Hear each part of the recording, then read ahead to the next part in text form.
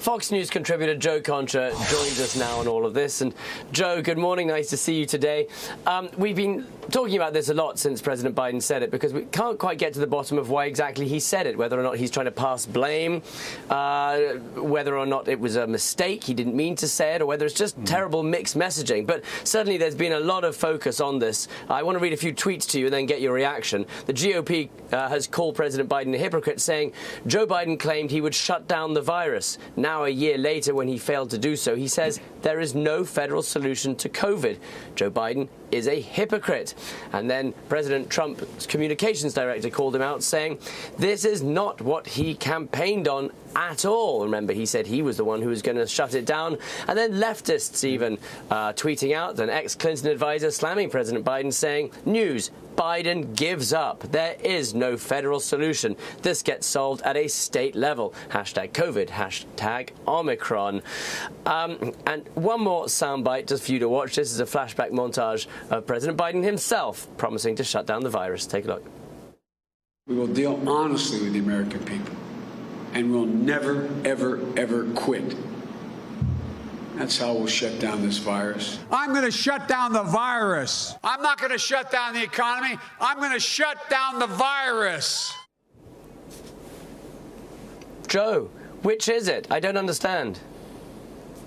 Benjamin, there is your campaign ads in 2022 and 2024 right there in a nutshell. And this hypocrisy, to answer your question, comes in the same week the U.S. set a record for the most COVID cases this country has seen since the beginning of the pandemic. Think about that.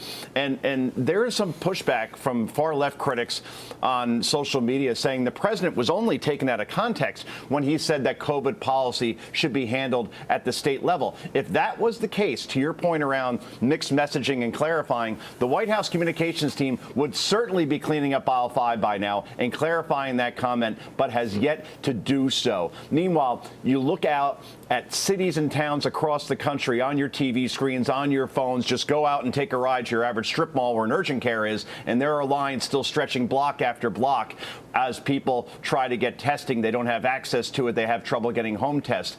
You know, the president, as you said, he said he would control the virus as a candidate. Then again, this is the same guy who said he would cure cancer if elected. So never judge this president or this administration on its words or its promises. You base them on their actions and their results. And the results thus far, whether it's COVID, whether it's inflation, whether it's crime, whether it's the border, whether it's education or Afghanistan, have all been horrific in day one. So let's see where this goes. But at this point, when you see the left and the right disappointed in the president on the one item that he was polling decently on, around, 50-50 approve, disapprove, that spells huge trouble for a president that absolutely is not controlling and stopping this virus.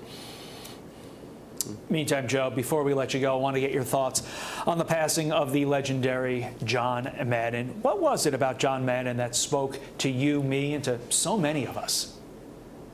Todd, the one word that comes to mind as you ask that question is authenticity, right? John Madden was a real guy who gave you real analysis at CBS, at Fox, at NBC as a color commentator. And he just changed football and sports media in so many impactful and profound ways, right? As a coach, we forget he was a coach. He did win a Super Bowl. He had a winning percentage over 75% of his games he won, which is incredible considering that he coached in a decade where the Steelers and Dolphins were in his conference in the 70s, and they had some pretty dominant teams and dynasties. And Pat Summerall and John Madden, you hear that tandem and automatically think that's the greatest broadcast team of all time. Plus, obviously, you had Madden, the video game, that kind of bridged the gap in generations as far as carrying on John Madden's great name. So, yeah, this was a guy who did the greatest commercials, by the way, Todd, ever, the Miller Lite commercials, but also just did so many great things and was so beloved by so many people, because he was a real guy that you want to sit down and have a Miller Lite with. So he will be missed.